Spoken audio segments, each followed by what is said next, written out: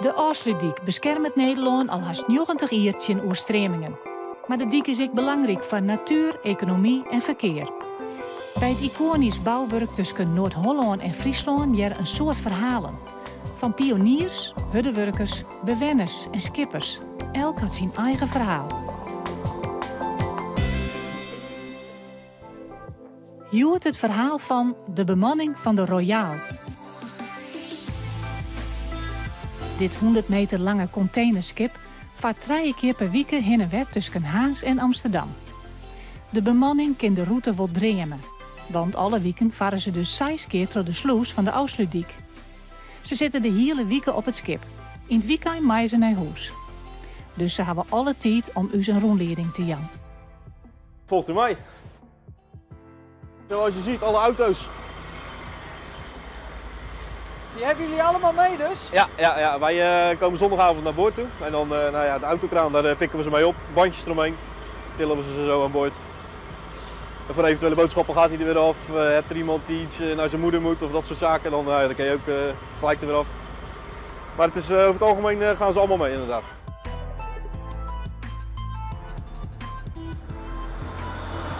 Nou, dan gaan we nou naar de machinekamer.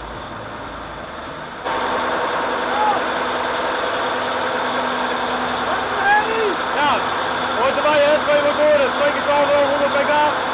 Kost erop.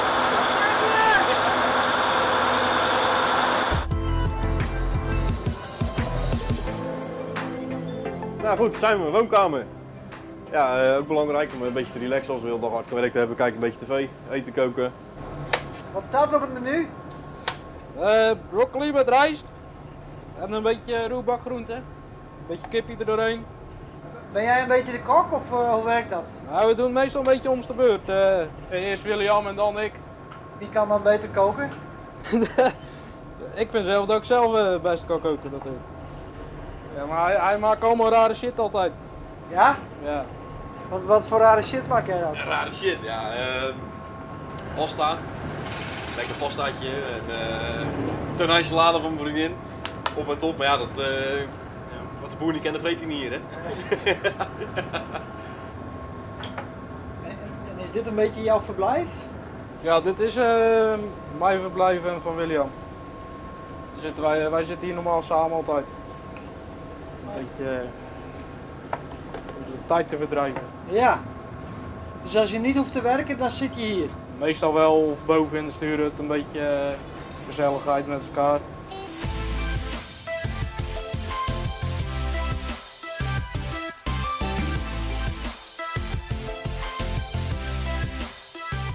We komen nu dus bij de sluis, bij de afsluitdijk. Hoe breed is dit schip? Dat is 12 meter. En hoe breed is de sluis? 13,5 meter. Dus je hebt niet veel speling. 1,5 meter speling, dus beide kanten 75 centimeter, correct. Ja. Het is nu laag water, dus je moet er ook met een gepaste snelheid doorheen, want er is weinig water, dus je schip gaat zoeken. Je motoren of je schroeven, die vragen het water van onder je schip.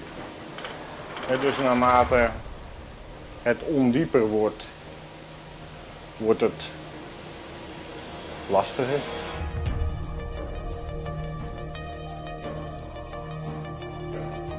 Bij de grote verbouwing die het op dit stuit op de Aarsluitdijk plak vindt, wilde ik plannen maken om dit sluiscomplex bij Kwaamwaterzaan aan te pakken.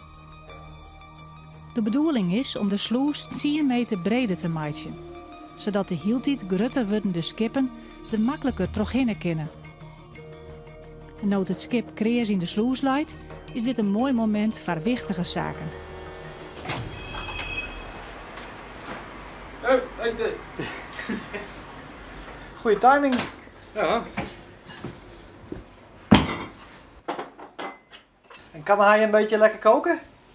Dat weet ik niet. Ik heb liever van mijn eigen vrouw, die kookt wel beter.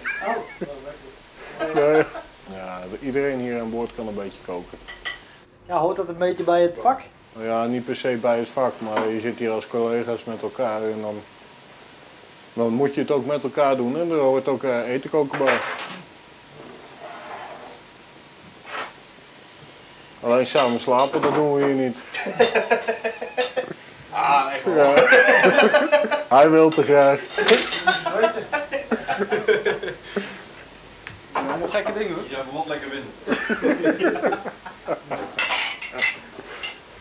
Dus hier wat dat betreft lief en leed. Je zit met elkaar op een eiland en dan moet je alles samen doen. Of tenminste, je moet. Je doet hier een hele hoop samen. Dus dat was de afsluitdijk alweer. Ja, een prachtig stukje om te varen.